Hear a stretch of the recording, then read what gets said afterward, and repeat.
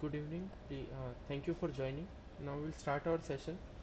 Yesterday, because of some network issues, I was not able to take the class. Sorry for that. That's why we are having this session today.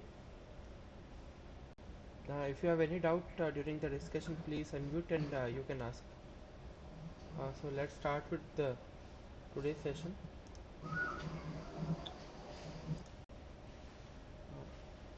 I am Rahul Chaudhary. I am a PMRF scholar from IIT Madras.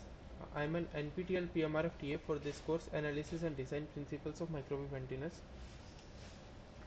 So let's start with solving few problems. The whole idea of this session is to solve few problems which will help you to solve this week's assignment problems.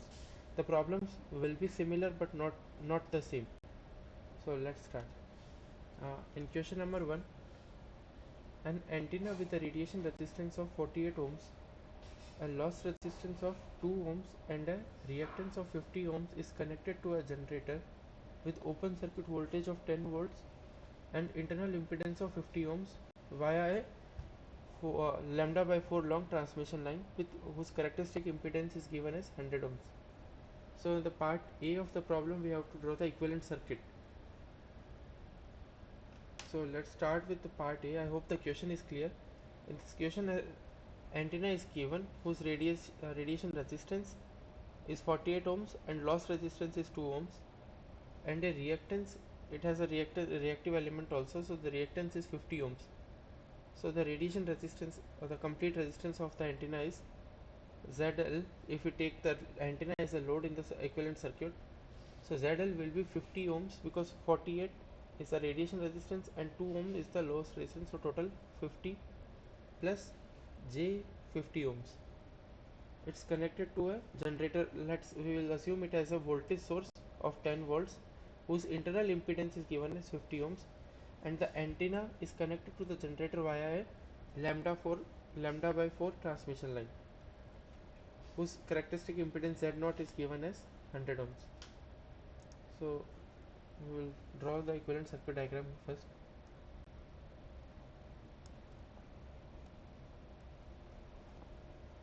So we have the question is asking to draw equivalent circuit.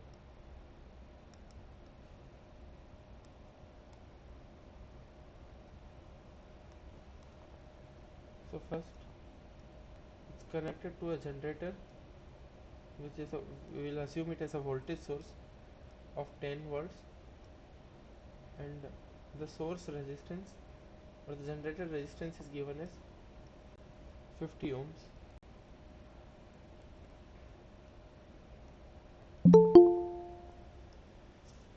Just a second.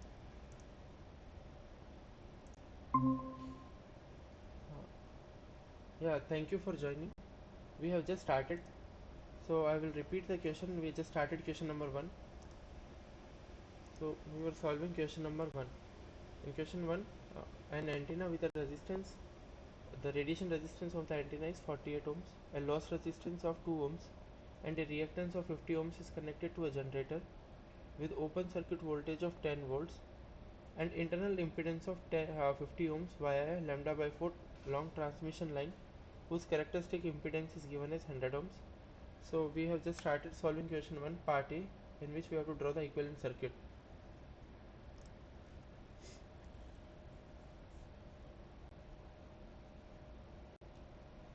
So this part here shows the generator part, and the antenna is connected via lambda by 4 long transmission line. So its length is lambda by 4.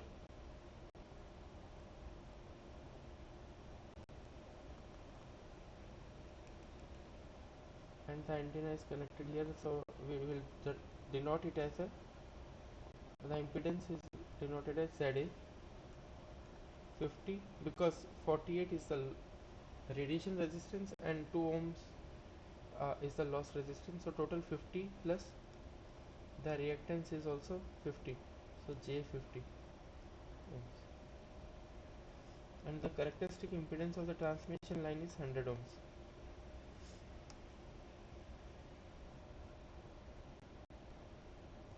So first we will write down the Z, we will calculate Z in. So Zin is equals to 100 square by 50 plus J50, and when we calculate it, Zin comes out to be, so we'll multiply it and divide it by 50 minus J50 ohms.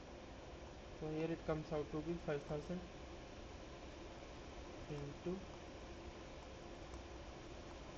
J50.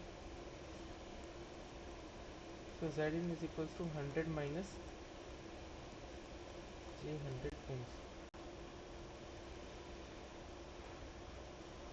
So now we know what is the resistance at this point.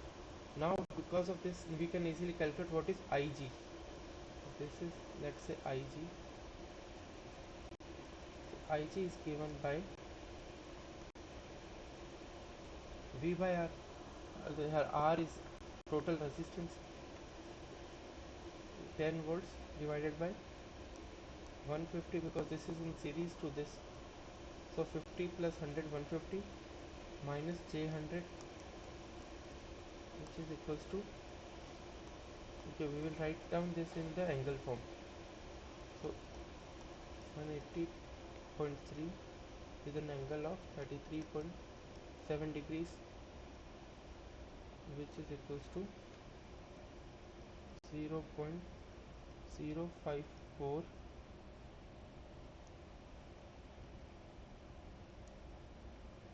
0.05546, angle 33.7 degrees in amperes. Now in part B of the problem we have to determine the power supplied by the generator.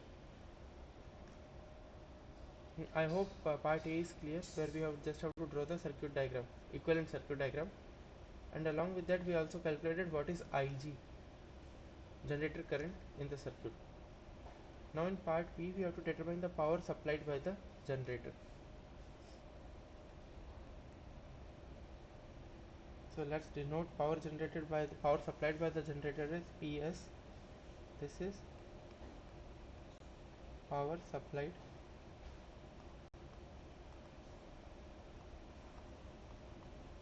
by the generator.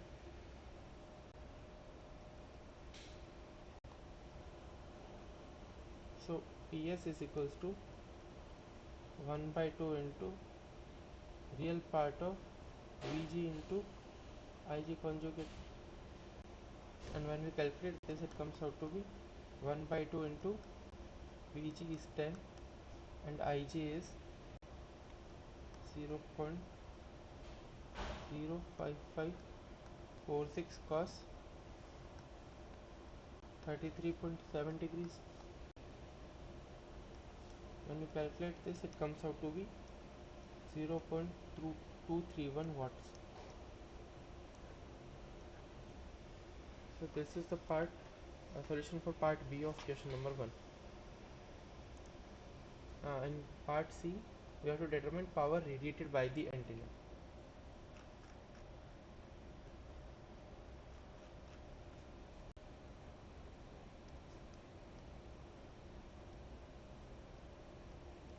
So first we will find out what is the power drop over the antenna, like ZA. So PA is equals to, so this is not the radiated power, this is the total power which is being consumed by PA, and we know that because it's not 100%, the characteristic impedance of the antenna and the transmission line is not equal, so the efficiency will not be 100% definitely. So whatever the power which is being consumed by the antenna or dropped over this ZA, definitely not going to be radiated. So first we have to calculate PA. If it was in a perfectly matched condition, let's say if Z0 is equals to ZA, then that PA will be equal to PR, where PR is the radiated power by the antenna. But in this case first we will calculate PA. PA is equals to 1 by 2 into Ig square and real part of Zin, which will be equal to 1 by 2 into 0.0 5546 whole square into 100,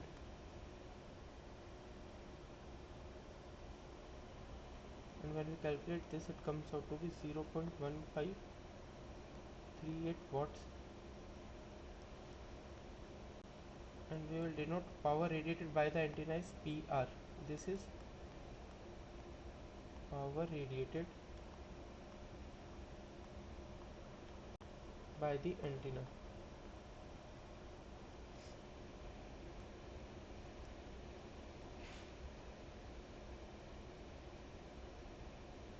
So P radiated will be equal to rho CD, which is the efficiency of the antenna, into PA. So efficiency will be equal to, if we calculate reflection coefficient, ZL minus Z0 upon ZL plus Z0. Here ZL is ZA minus Z0 upon ZA plus Z0, the reflection coefficient. When we calculate it comes out to be 0.96 times PA is 0.1538. When we calculate it, we will get the radiated power is equals to 0.148 watts. So this is the solution for question number 1, part C. I hope this is clear. If you have any doubt in this, please let me know. I can explain it again. If it is clear, we will move on to question number 2.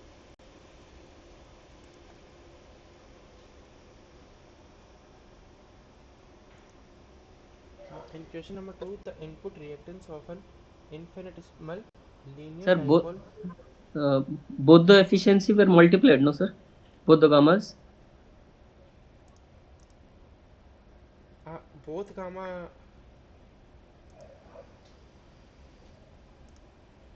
Can you please repeat your question? Sir, that ZL minus Z0 by ZL plus Z0 and ZA minus Z0 by ZA plus. Sorry, I just wrote a default formula for this. Usually in our transmission line we use ZL minus Z0 as a reflection coefficient, right? Where Okay, load can yes, be sir. anything.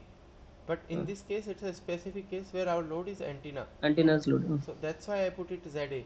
Because in the equivalent circuit, if you see, right, our Yes, sir. transmission line, this is our transmission line, is connected to this ZA. So that's why I replace that ZL with ZA. But reflection coefficient here is only 1, right? Yes, sir. So that's what. So that is what. And when we calculate this, it comes out to be 0.96. And I have multiplied it here. Right. Okay. Now we will move on to question number 2. The input reactance of an infinitesimal linear dipole of length lambda by 60 and radius is lambda by 200 is given by. So the reactance formula is given, and assuming the wire of a dipole is copper, so the material of the dipole is copper. So dipole antenna, suppose it's a dipole antenna, it looks something like this. The material is copper, whose conductivity is also given as 5.7 into 10 to the power 7 Siemens per meter, and at frequency, the operating frequency is 1 gigahertz. We have to determine the loss resistance, radiation efficiency, and voltage standing wave ratio. So VSWR is also something that we have studied in transmission line, which is equals to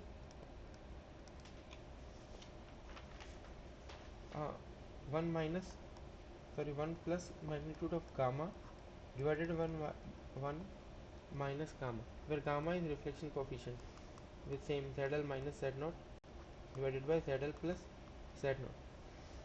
So except part T, everything has been discussed in the class itself, right? Loss resistance, and radiation efficiency. So we'll directly go to the formulas and use the formulas for them.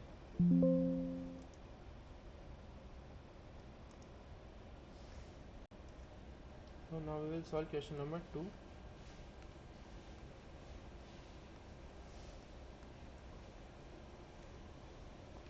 part A, we have to find the loss resistance.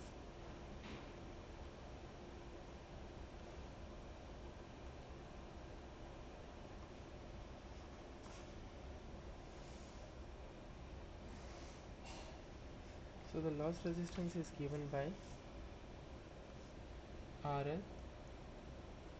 So I'm not going to derive the formula, but I will highly recommend that you go through the textbook.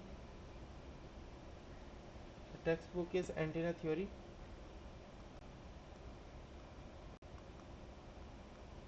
and Design uh, by Professor Balane. If you search online also, you can find it PDF also for the book. So but it will be good thing if you go through the text. First watch the lectures, because then it will be easy for you to understand the derivation and all. You don't have to go through all the derivations, but at least go through the sections which has been covered in the lectures. And I recommend, if you first watch the lecture and then go through the textbook, it will be really simple for you to understand the textbook, and you will get a better idea, and lot of solved problems are there. So if you do that, it will be really easy for you while writing the exam for the course. So I ask, just request you to go through that solved problems, solved examples of chapter 2. It will help you, and you don't have to read all of the chapter, like the whole chapter is not needed. Go through the relevant sections which have been covered in the lectures. Whatever sir has teaches, right? Like whatever he is teaching in the lectures, the relevant section you can go through. Then it will be easy for you to understand, because sir has already nicely explained the concepts. But it will be good for you to solve some problems by yourself. So it will be good if you solve the solved example problems. So and you can go through the section on this linear dipole in the textbook. So that's why I'm not deriving the formula. I'm simply writing the direct formula, which is for loss resistance is given by L by C, where L is the length of the dipole, C is the circumference. Suppose our dipole looks something like this. So this is the length, and whatever this radius is, circumference of this wire, into L by C into under root omega mu naught divided by 2 sigma, where sigma is the conductivity, omega is angular frequency, and mu naught is permeability. So in the problem, the length of the dipole is given as lambda by 60, and radius is given in the problem is L by 200. So the length is lambda by 60, and the circumference of this is given by C is 2 pi r. It's capital C, it's not the speed of light, it's capital C. 2 pi r circumference of this, which is 2 pi into r. Radius is given as A is equals to lambda by 200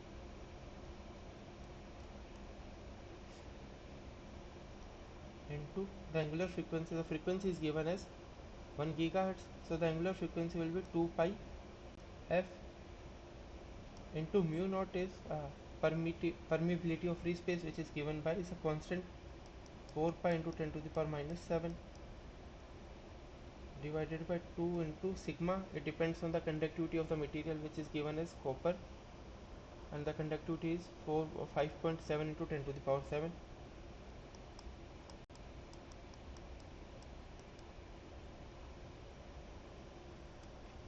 The frequency is given as 1 gigahertz. So when we solve it, we, we will get 0.004415 ohms. So we have directly used the formula here, RL, and from that we will get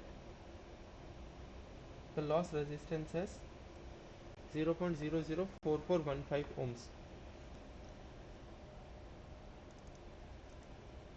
Now we will move on to the part B of the problem, where we have to find radiation resistance. So the radiation resistance is RR.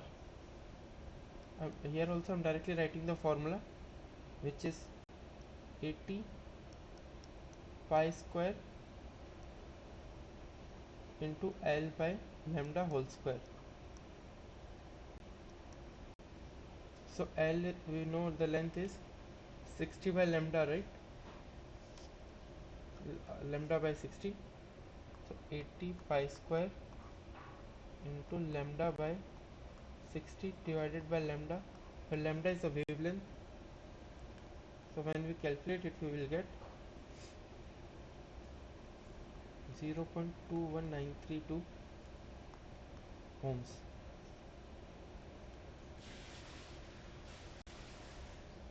So this is our radiation resistance.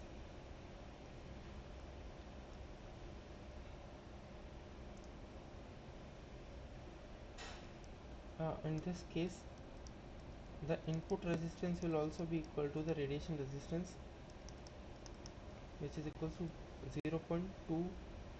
0.21932 ohms, because of assumed constant current.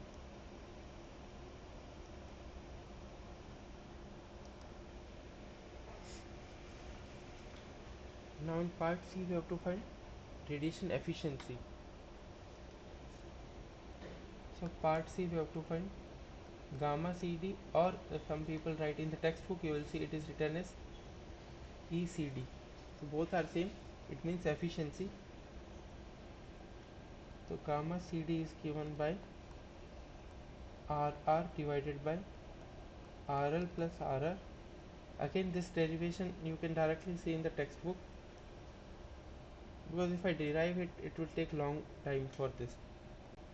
So that's why I'm directly using the formula which is given in the textbook. It is equals to 0.21932,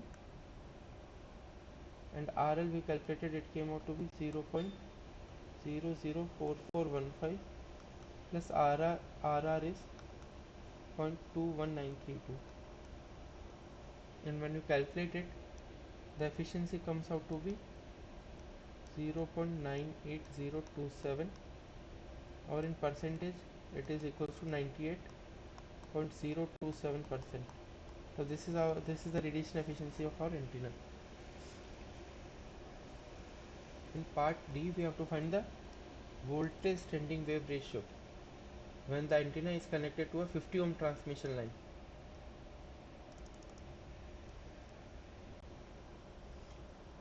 Because when we have seen in the first question also, in all antenna cases, the antenna is definitely going to be connected with the transmission line, right? Either it's a receiving antenna or transmitting antenna. Let's say this is the transmission line, and this is our antenna which is connected to this transmission line, and here its characteristic impedance is 50 ohms.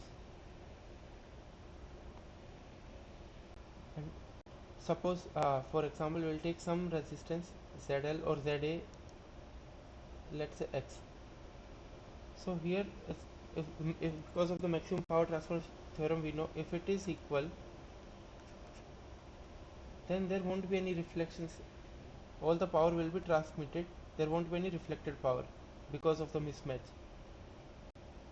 But in this case, there is no matching between the transmission, and there is some mismatch. So definitely there is going to be some VSWR, and gamma will be some number. So ideally gamma is between 0 to 1. So some value will be there, and from that we will calculate VSWR. So first we have to calculate ZL. So ZL is equals to RL, which is loss resistance, plus R in. Here this R in is equals to RR, radiation resistance of the antenna, plus if some reactive part is there, plus JX in. So in the problem, X in formula is already given. How to calculate it? It's given here. X in is equals to minus 120 ln L by 2a minus 1 divided by tan of KL by 2. So you don't have to remember the formula, it's given already in the problem. So we will use it, we will calculate x in order to calculate the ZL. Why we are calculating ZL? Because here this ZA is given as ZL.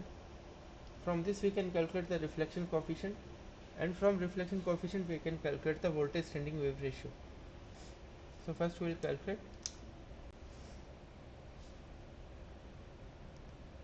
We already know what is RL and Rin is, so we'll directly place them here. RL is 0.21932 plus Rin is 0.004415 plus J X in.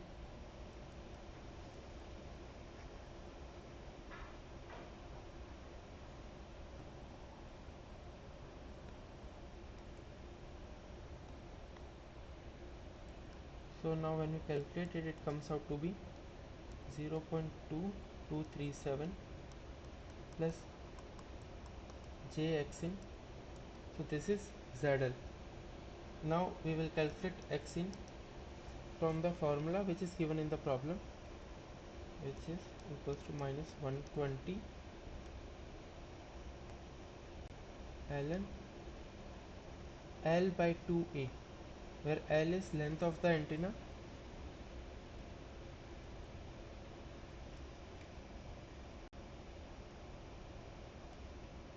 so I will directly put them here.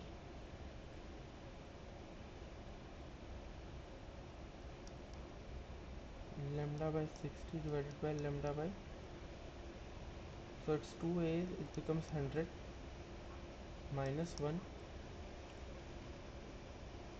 divided by tan of KL by 2.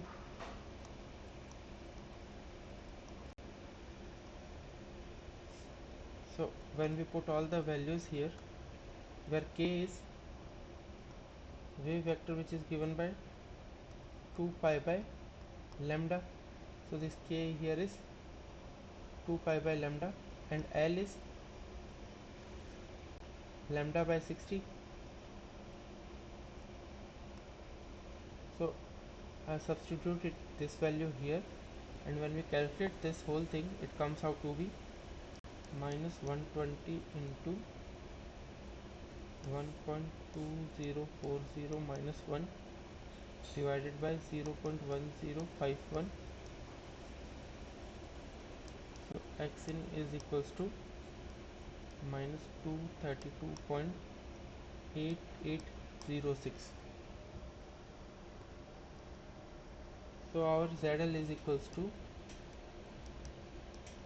0.2237 minus J 232.8806 ohms. Now from this easily we can calculate the reflection coefficient gamma, which is ZL minus Z0, where Z0 is the characteristic impedance of the transmission line. In this case it is 50 ohms, divided by ZL plus Z0.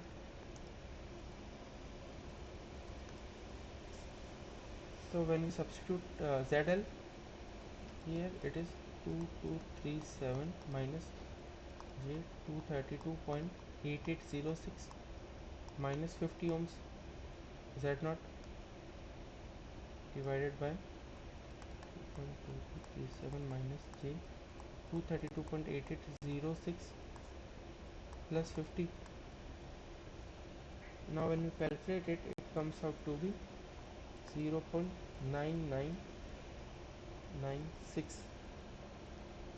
This is gamma. So from this now we can calculate what is the voltage standing wave ratio, which is 1 plus gamma divided by 1 minus gamma. So 1 plus 0.996 divided by 1 minus 0.9996. When we calculate this, it comes out to be 5072, which is a very large number, which is almost infinite. So this is the solution for part D of question number 2. If you have any doubt in this, please let me know. And the formulas, the derivation, you can find it out in the textbook. So if you have any doubt, please let me know. Otherwise, we will move on to question number 3.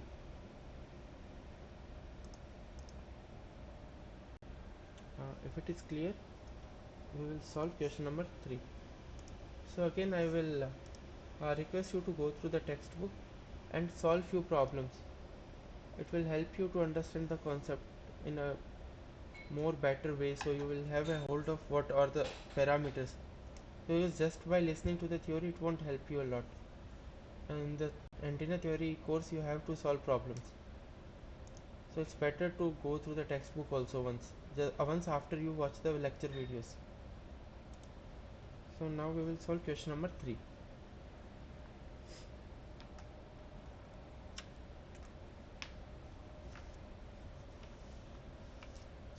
So in question number 3, it's given as for a lossy transmission line having length L and attenuation constant alpha, the antenna noise temperature TA at the receiver terminal is given as. So in the problem, 4 options are given and we have to find antenna noise temperature at the receiver terminal. So this we have seen in the lectures also, like where we have derived the formula. So so first we will draw a small equivalent circuit diagram here. In question 3,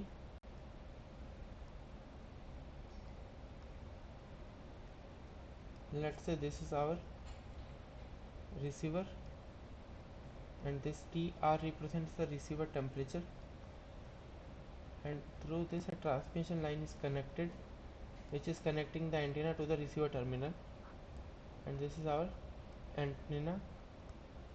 So this is a TA, it's the antenna temperature at the output terminal.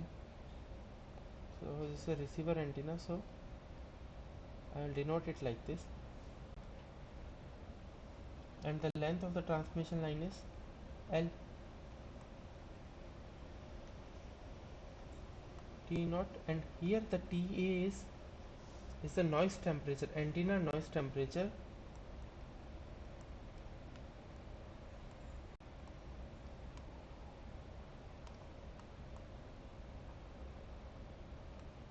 antenna noise temperature at output terminal of antenna. Sorry, this TA, capital TA is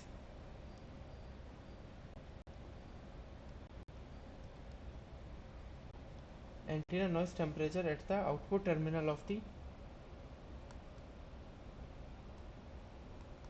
antenna.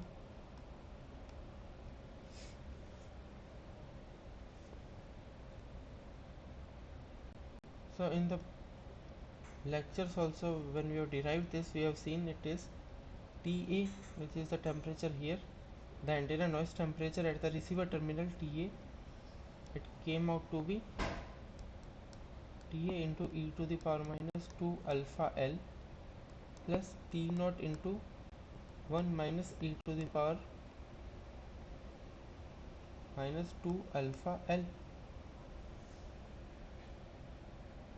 where alpha is the attenuation constant of the lossy transmission line and L is the length of the transmission line. So this is the antenna noise temperature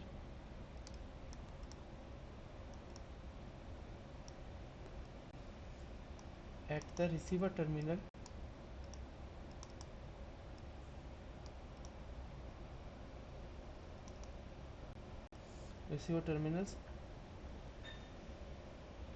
TA accounts for the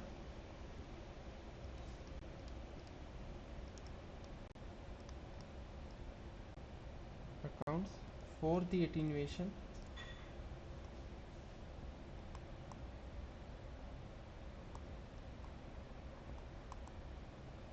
of the noise temperature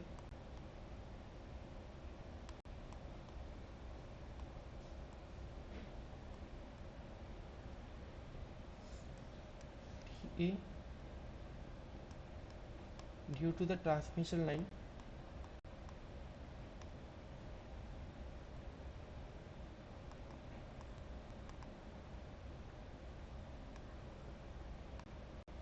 and the contributions of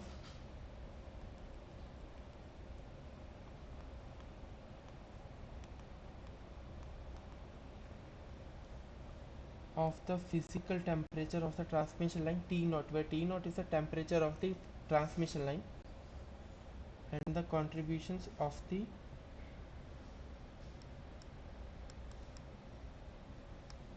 physical temperature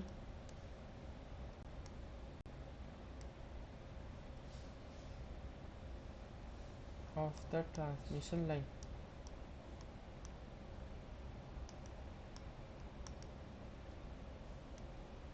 which is denoted as T naught.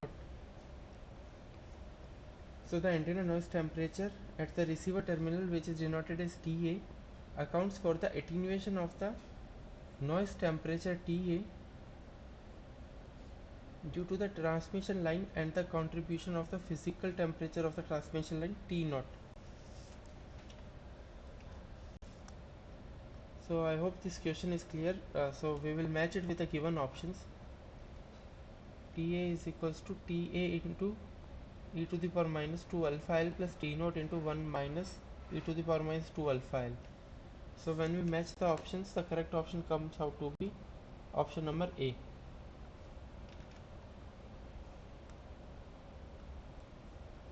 The correct option is A. So I hope this question is clear. Now we will move on to question number 4. In question number 4, two lossless polarization matched antennas are aligned for a maximum radiation between them.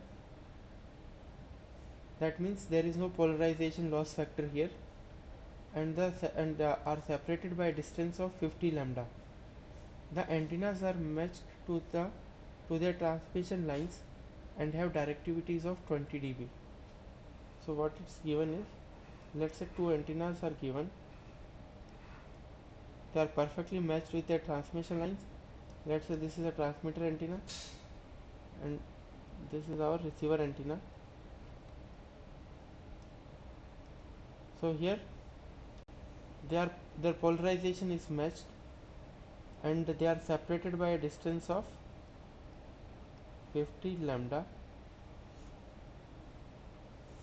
The antennas are matched to their respective transmission lines and have directivities is given, and the directivity of each antenna is 20 decibels. Assuming that the power at the input terminal of the transmitting antenna is 10 watts, find the power at the terminal of the receiving antenna. So here power at the input terminal of the transmission line is as 10 watts. So we have to find the power at the terminal of the receiving antenna. So I hope the question is clear. We will move on to the solution for this question number 4.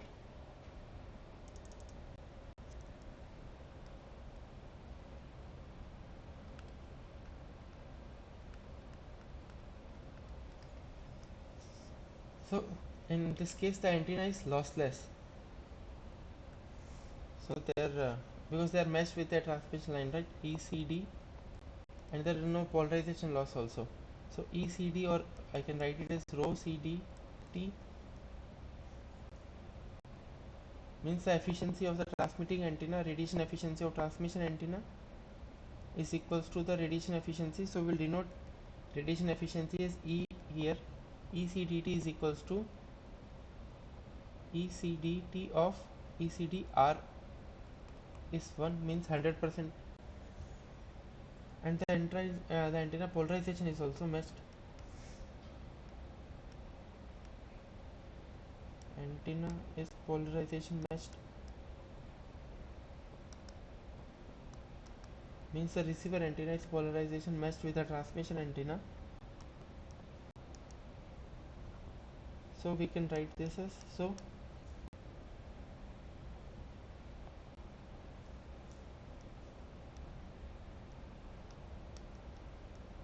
this is also equals to 1.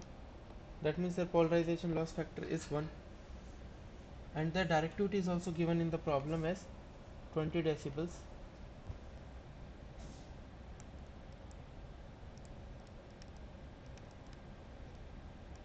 Directivity, which is directivity of the transmitting antenna and receiving antenna, is equals to 20 decibels.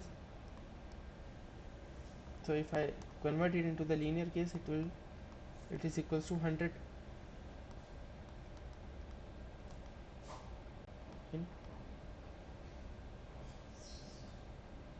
in linear scale. Now if you remember, if we have a transmitting antenna and a receiving antenna, if you want to find the power at the terminal of the receiving antenna, we can use the Friis transmission equation, right? So using the Friis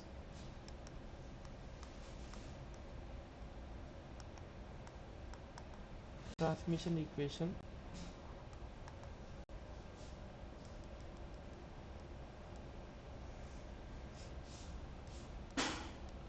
PR by PT is equals to ECDT. In lectures we have seen this is rho CDT into rho CDR into directivity of the transmitting antenna into directivity of the receiving antenna multiplied by lambda by 4 pi r whole square into 1 minus reflection coefficient gamma at the transmitting antenna end into 1 minus reflection coefficient at the receiving antenna end gamma square, and this is the polarization unit vector in the transmission antenna direction into unit vector in the receiving antenna direction, their dot product. So in our case, this gamma t is and gamma r both are same and they are matched, and this also is equals to 1, this because they are polarization matched. So in the problem we have to find out PR now, which will be equal to lambda by 4 pi, and the distance between them is 50 lambda. R is the distance between the both the antennas, which is 50 lambdas.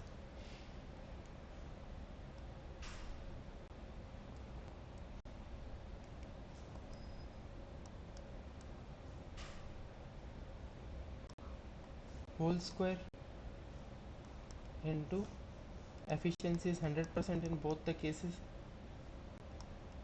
and into 10. So when we calculate this, it comes out to be 0. Because PT is 10, so that's why I'm putting this PT on this side, and it's 10 watts at the input terminal of the transmitting antenna. So the power at the terminals of the receiving antenna PR is equals to 0.2533 watts. So when we match it with the given options, it's closer to the option number C, option B, sorry. So the correct option here is option B. I hope question number 4 is clear. If you have any doubt in question number 4, please let me know. If it is fine, we will move on to question number 5.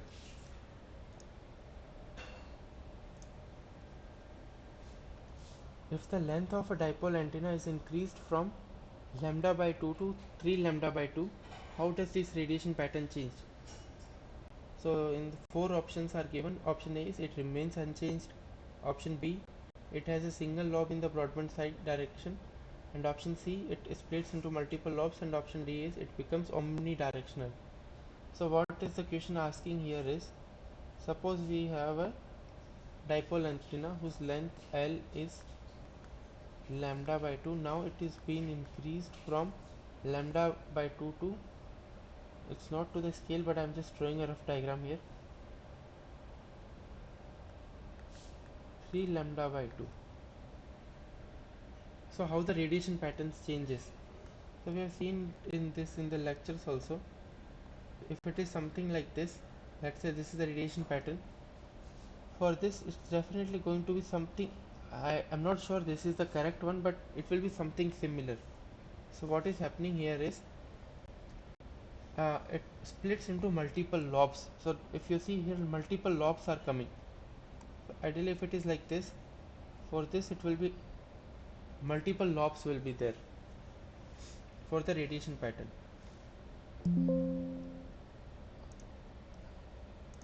So we will solve question number 5.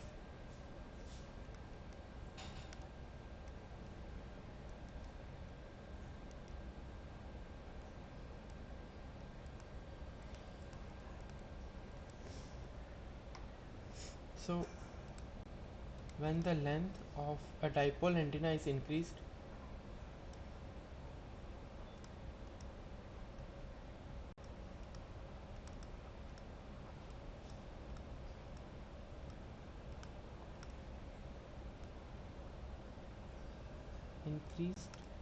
to 3 lambda by 2,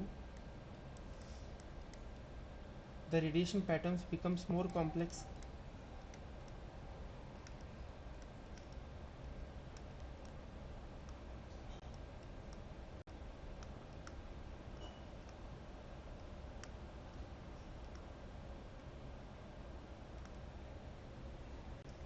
Splitting into multiple lobes.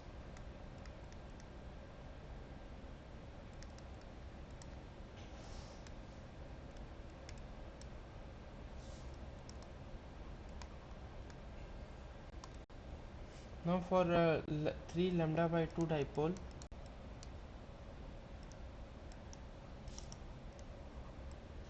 there are 6 lobes in the radiation pattern.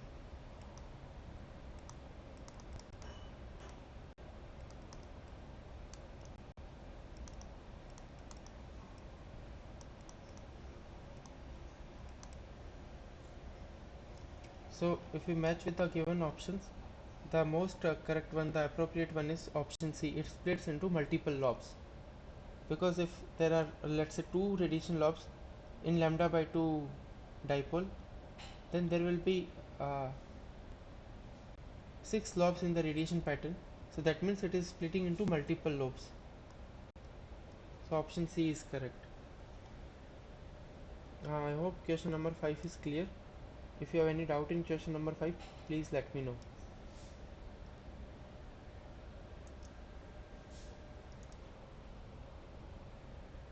Now we will move on to question number 6. A dipole antenna is 10 centimeter long and its operating frequency is,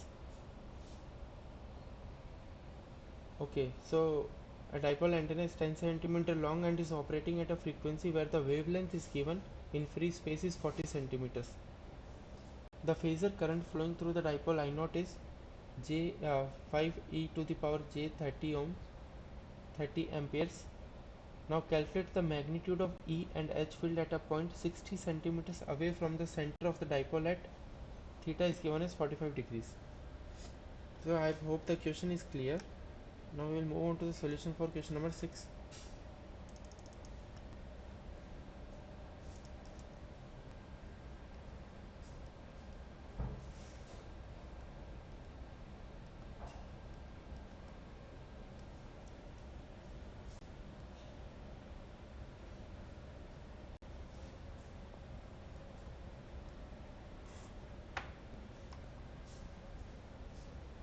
So we know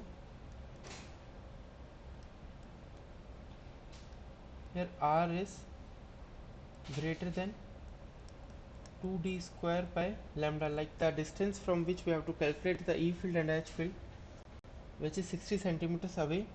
This R is greater than 2d square by lambda. So the 2d square by lambda is 2 into 10 square. Because the D is here, the dipole antenna D is for dipole antenna it's 10 centimeter given in the problem, and the lambda is 40 centimeters. So the 2d square by lambda is 5 centimeter, where r is 60 centimeters, where we are calculating E and H field. So it's in far field. Therefore it is in far field, the 60 centimeters where we are calculating the E and H field. So now L by lambda is 10 by 40, which is 0.25. So this is the effective length, like the length, electrical length, that is the length of the dipole is finite.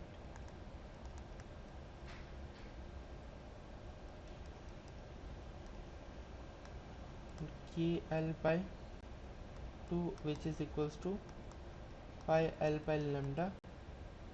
When you calculate, it comes out to be 0.25 pi. Therefore E theta is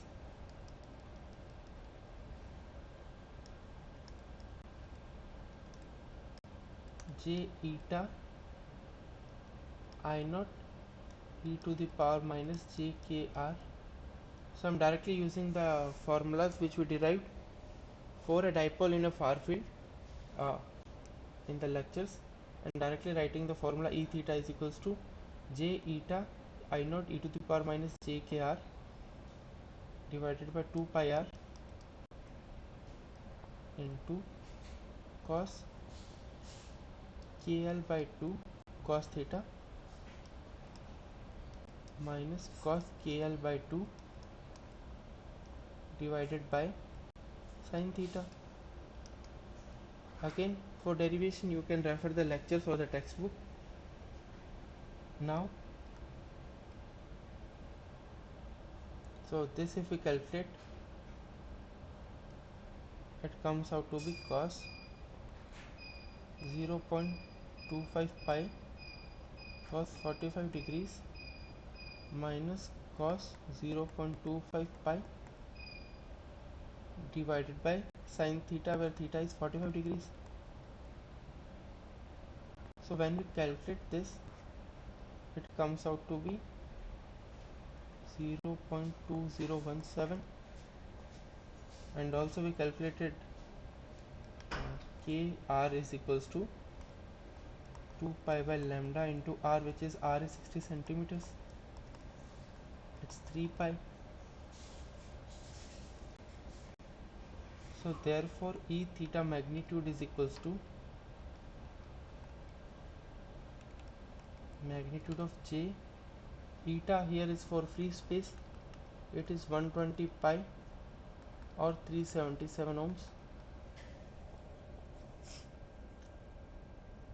which is j is into 120 pi into 5 e to the power j 30 into e to the power minus j 3 pi divided by 2 pi into 0.6, because we are putting it in meters, because r is 60 centimeters, into this this part we have calculated, it came out to be 0.2017 whole magnitude, and when we calculate this, it comes out to be 100.85 volt per meter.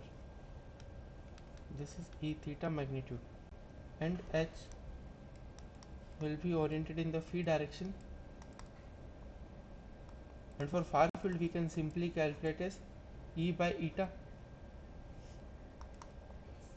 E we calculated as 100.85, eta is 120 pi for free space, which gives us 0.2675 amperes per meter.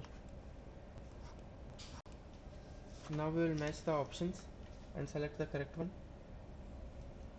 So in option D, the correct option is option D, because E theta is 100.85 and HP is 0.2675, which is approximately equal to 0.27. So here the correct option is D. I hope question number 6 is clear. If you have any doubt in this, please let me know. If it is clear, then we will move on to the next problem.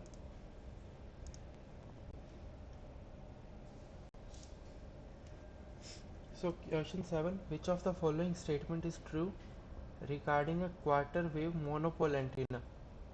So quarter wave options are: option A is the quarter wave monopole has an omnidirectional pattern. Option B, the quarter wave monopole has a bidirectional pattern. Option C, the quarter wave monopole has a directivity twice as high as a half wave dipole. A quarter wave monopole has a directivity equal to the half wave dipole. So if in the lectures also we have seen that the radiation intensity of the both the antennas are same, as the far field are same for a quarter wave. However, the total power radiated by the monopole is half of a dipole. So the directivity of a monopole is twice of a dipole. So what I am saying is the radiation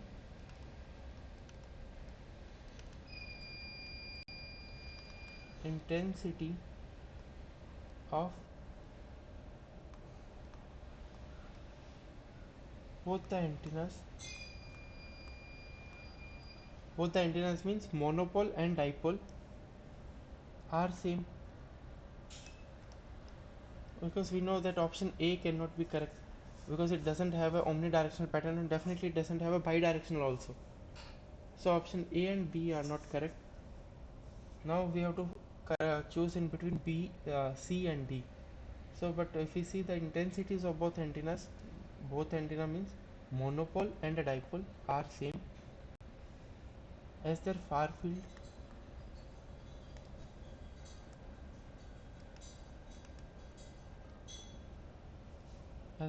fields are same. However, the total power radiated by a monopole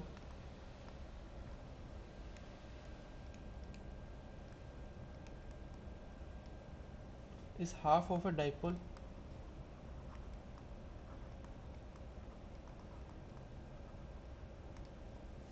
So the directivity of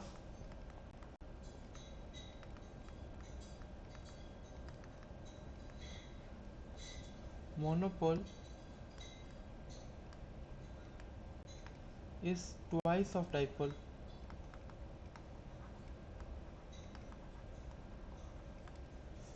So the correct option is option C, which states that the quarter wave monopole has a directivity twice as high as the half wave dipole.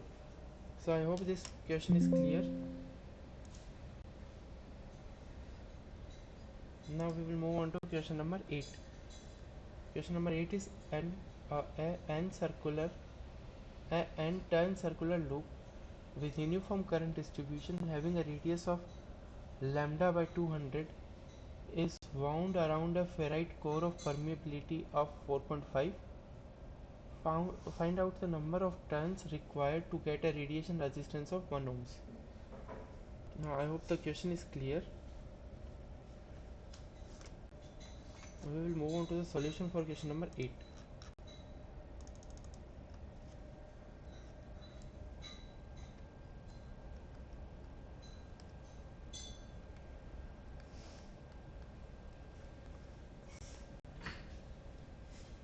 So the radiation resistance of the coil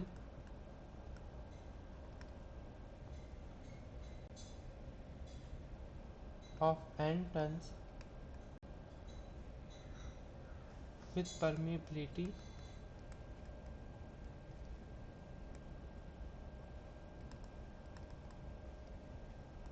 mu is given by,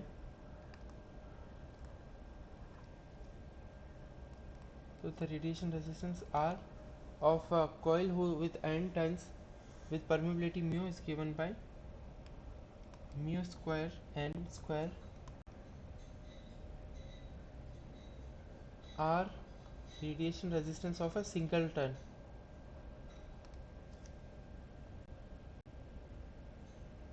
where this r radiation single is the radiation resistance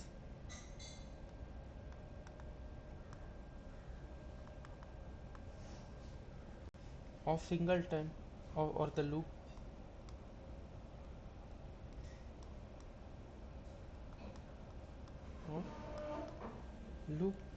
So r radiation of a single loop is given by 320 pi to the power 6 into r naught by lambda naught to the power 4 is equals to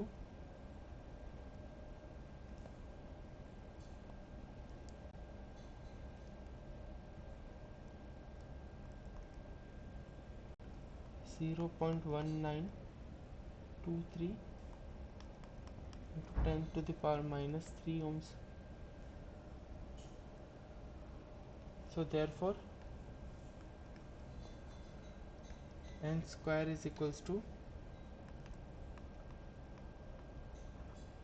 r radiated by r mu square radiated by singleton is equals to 1 by 4.5 square into 0.1923 into 10 to the power minus 3, and when we calculate it, it comes out to be 256.83. So n will be approximately equal to 16.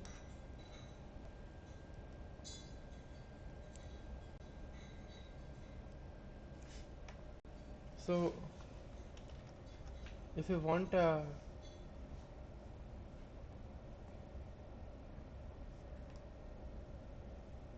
radiation resistance of 1 ohms for with an n-circular loop with uniform current distribution whose radius is lambda by 200 around a ferrite core with permeability 4.5, we need to have 16 turns in that.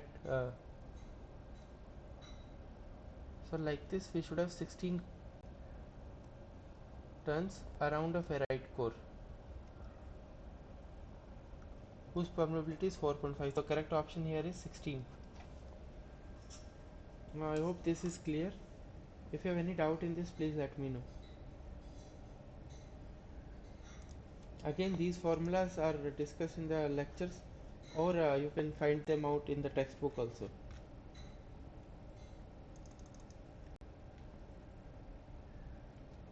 Now we will move on to question number 9. So here three statements are given. Statement 1 is a balun is used to reduce the common mode current for low frequency operation of the antenna. So this is about the balun. A balun is used to improve the differential mode current of high frequency operation of the antenna. The statement 3 is a lambda by 4 coaxial balun is used to reduce the common mode current by shorting it with the outer conductor of the coaxial line. Now we have to comment about which one is the correct statement among the three. So four options are given. Option A, statement 1 is only correct. Both statement 1 and 3 are correct. Option C, both statement 2 and 3 are correct. And option D, all statements are correct. So we know that a balun is used for high frequency operation of the antenna, and it reduces the common mode current and improves differential mode current. So common mode current is undesirable as it unbalances the antenna. So a lambda by 4 coaxial balun is a technique by which it reduces the common mode current by shorting the outer conductor of the coaxial line. So therefore if we see, both statement 2 and 3 are correct. And option 1 is not correct because it's just not for the low frequency operation of the antenna, right? It's for the high frequency. A balun is used, so statement 2 and 3 are correct. So the correct option here is option C. I hope this question is clear. If you have any doubt in this, please let me know. Sir, what is differential mode current? Uh, you can refer the lectures for this, because if I have to define that, right, it will again take half an hour. It's better you go through the Balun lecture. Okay, sir. Uh, like it will be good for you. Otherwise, it will be difficult for you to. Otherwise, it's just a simple concept for Balun. Balun is used for, because if we say we have a transmission line of 50 ohms, but let's say definitely our antenna won't be. There is a high chance our antenna won't be having 50 ohms. That ZA or load impedance of our antenna is not 50 ohms. In that case, what we have to do is we have to use a balun. It's a technique. Uh, so we will use a lambda by 4 coaxial balun. So balun is also an element which is the coaxial connections, which will be connected in between the antenna and the transmission line, and it will help us to reduce the load impedance or the characteristic impedance of the antenna in order to match it with our whole idea is to bring it as close as to the 50 ohms, which is the characteristics impedance of our transmission line. So that's what a balun is used for. So I request you to go through the lecture. uh, there sir have explained it clearly. You will understand it in much better way there. So but is a broad idea is what a balun is. It's a device used to reduce the common mode current by shorting it with the other conductor in order to bring the impedance of the antenna closer to the transmission line, so that we can have a matched network, so that we can connect the antenna to the transmission line, so that we don't have a whole reflection, so we to reduce the reflected power from the antenna mismatch. So that's what a balun is used for. Now if you see in older TVs, right, like the very old TVs, when we used to connect it with the antenna, like a antenna used to be there, a Yagi-Gudi antenna, in that line, transmission line, and there was a small black color device which is connected to that cable which we used to connect in our antenna. So that device was the balun. Okay. But I request you to go through the lecture, then you will understand it in a much better way. Now we will move on to question number 10.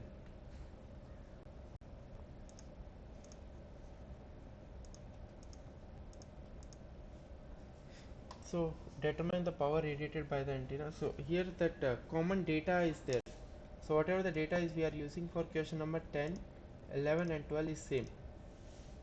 So it's not given, so I will write it down here.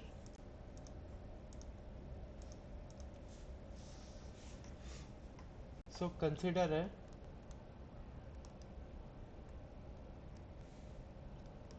lambda by 2 wire dipole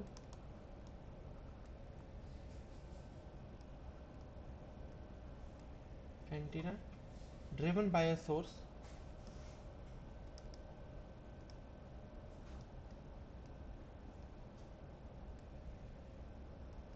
Vs.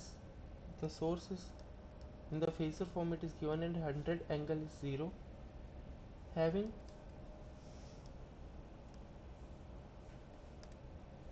source resistance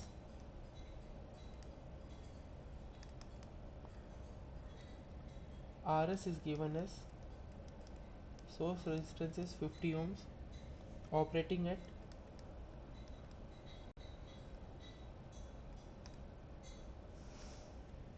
6 megahertz 600 megahertz,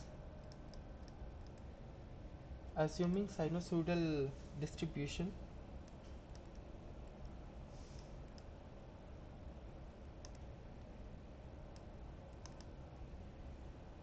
Sinusoidal distribution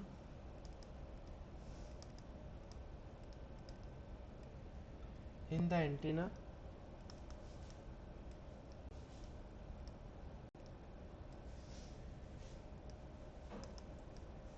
with the Im in phasor form is 1 milliampere, and per unit length resistance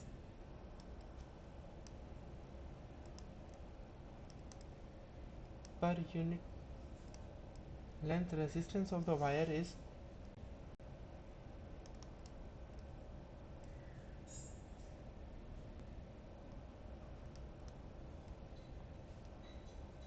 wire is 1.25 ohms. So now next question, question number 10, 11 and 12, they have the common data.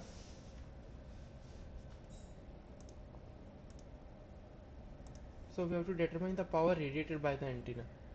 So here the consider at lambda by 2 wire dipole antenna which is driven by a source of 100 ohms, so 100 volts, and the source resistance is 50 ohms, which is operating, the antenna is operating at 600 megahertz, and assuming a sinusoidal distribution in the antenna with a, this mean current is 1 milliamperes per unit length, resistance of the wire is 1.25 ohms.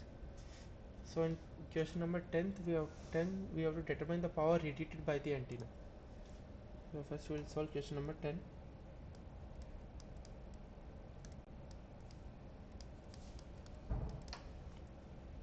So in the problem, Im is given as 1 milliamps and the length is, it's a lambda by 2 dipole. Our wire is, per unit length is 1.25 ohms and the frequency is 600 megahertz. So P loss is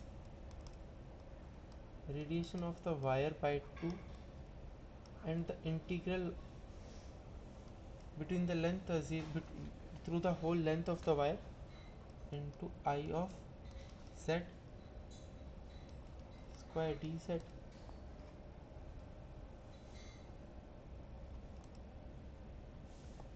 So when we calculate it, it comes out to be P loss is equals to R wire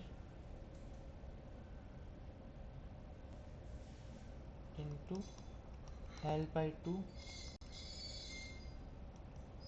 to Im square divided by 2, and when we calculate this it comes out to be 1.25 into 0.25 divided by 2 into 1 into 10 to the power minus 3 whole square divided by 2, and when we calculate it, it comes out to be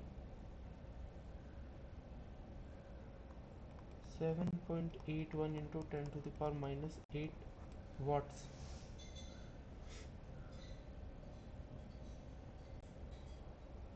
And I in is equals to Im sin beta naught L by 2. This is the input current I in Im sin beta naught L by 2, which is equals to, because we are assuming it is sinusoidal distribution and Im is already given in the problem, so it comes out to be In is equals to 7.07 into 10 to the power minus 4. Then RL is equals to P loss divided by I in, because I square R is the loss, right? Power formula, loss formula, that power formula P is equals to I square R. So we know we have calculated I, like we have already calculated P loss and we also calculated I. Now we need RL. So RL is equals to P loss by I in square by 2, which is equals to 7.81 into 10 to the power minus 8 divided by 7.07 into 10 to the power minus 4 whole square by 2, comes out to be 0.3125 ohms.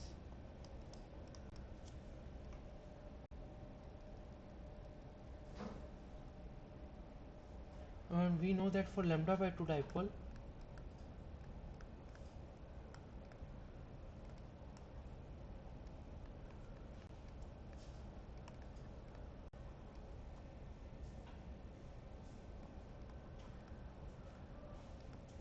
antenna, R radiated plus JXA is equals to 73 plus J42.5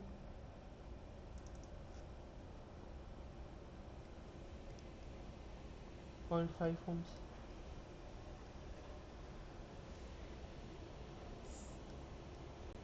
So Z antenna is RL plus, the RL is the loss resistance in the antenna, R radiated is the radiation resistance, R radiated plus JXA. XA is that because of the reactive component JXA.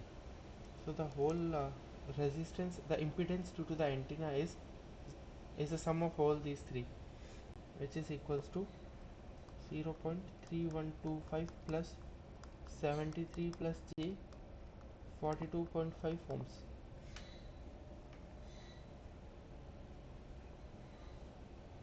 So the current which is getting through the antenna, I antenna, is Vs by Rs plus Z antenna. So Vs is the voltage source which is 0 degrees divided by 130 plus 130.43. Rs is 50 ohms. Z antenna is this, and when we add 50 plus Z antenna, all this, and then we will get 130.43, then the angle is 19.01 degrees, and when we calculate it we will get 0.7667, the angle minus 19.01 degrees.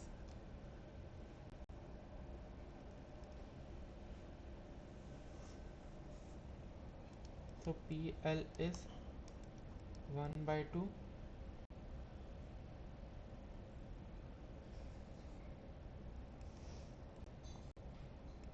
I antenna square RL, which is equals to 0.0918 watt.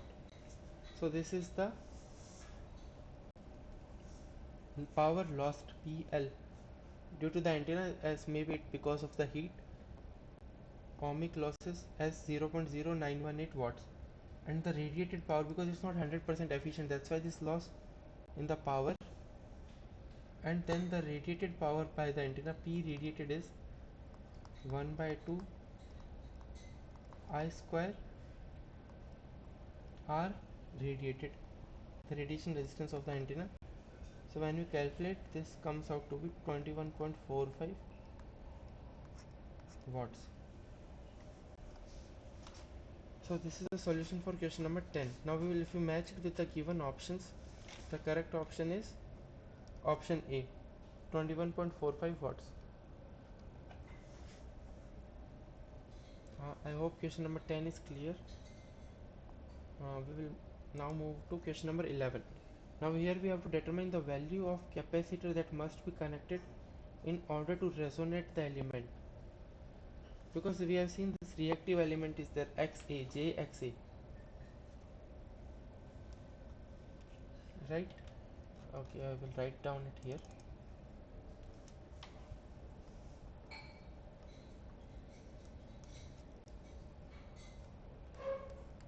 Question 11. Since Z antenna, the antenna impedance is 73.3125 plus J 42.5 ohms, that is antenna impedance is, it's positive here, right? Therefore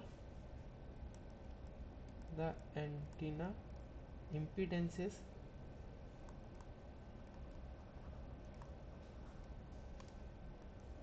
inductive. So the reactance value of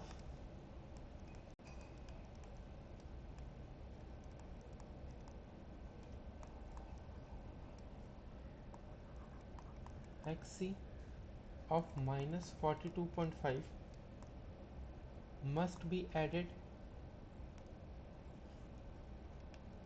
to achieve resonance.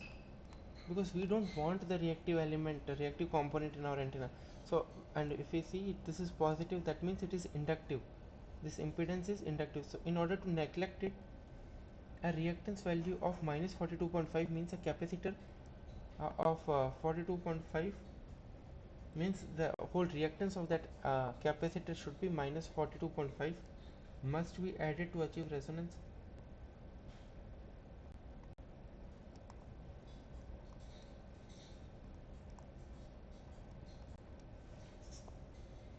So now we have to, in this problem we have to find the value of that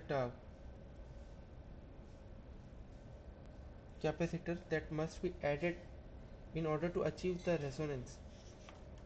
So that xc we have to calculate. Now xc already we know, the capacitance value we have to calculate. So xc is given by 1 by 2 pi f into c, where f is the frequency, which is 600 megahertz. This whole should be equal to 42.5. That means the capacitance value should be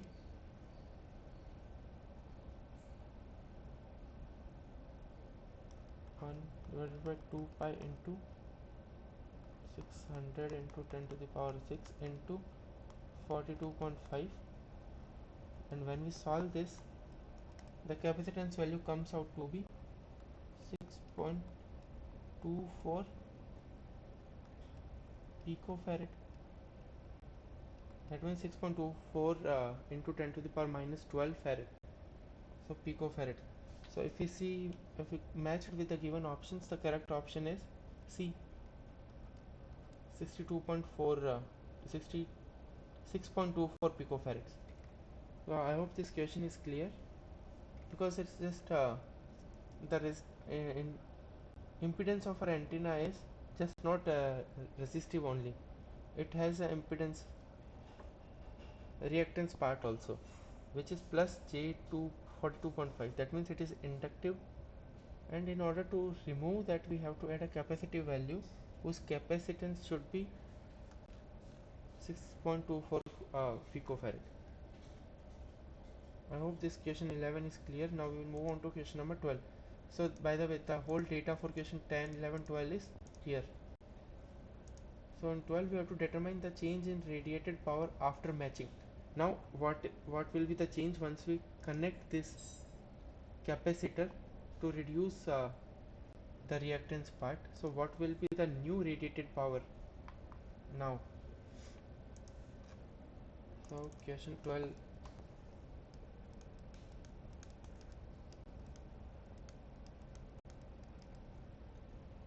So after matching,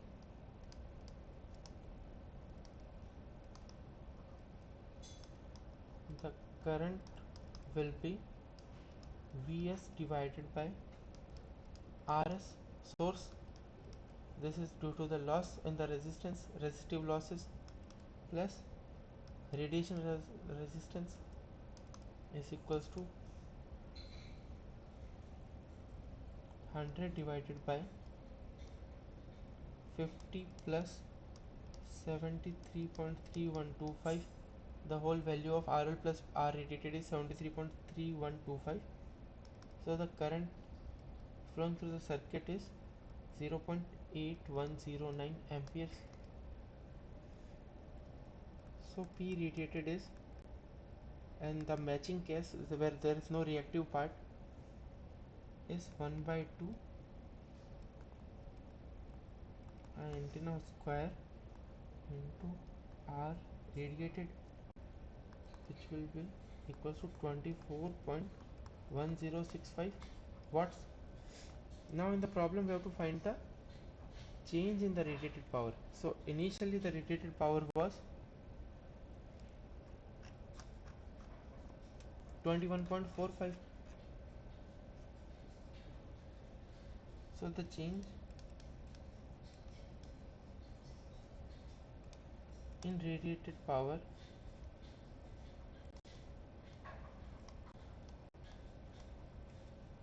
is 24.1065 minus 21.45. Earlier it was 21.45, right? Now the change is equal to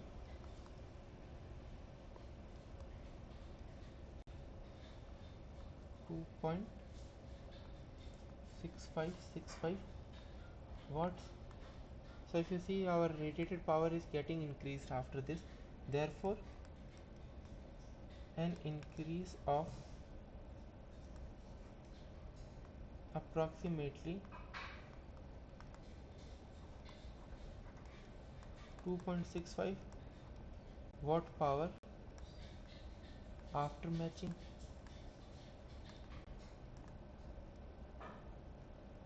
So that's what something a balun does.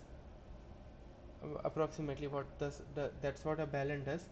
So now we have a power matching. The power is radiated power increased, right? It is increased by 2.65 volts watts. So the approximately correct, you have to find the approx power increase. So the correct option here is it increases by 2.65 watts. So the correct option is option D. So I hope this question is clear. If you have any doubt in this, please let me know. And again I repeat, it's good if you go through the textbook also once. Once you watch all the lectures, go through the relevant sections which have been covered in the lectures. That will be sufficient, I guess. And just solve the example problems once, which is given in the textbook. So that's all for today's session. If you don't have any doubts, uh, thank you. That's all. We will stop the session now, and next week we will meet on Saturdays, same time. Saturday, 4th October, from 4 to 6. So that's all for today. Thank you. Okay, sir. Thank you, sir. Yeah, thank you.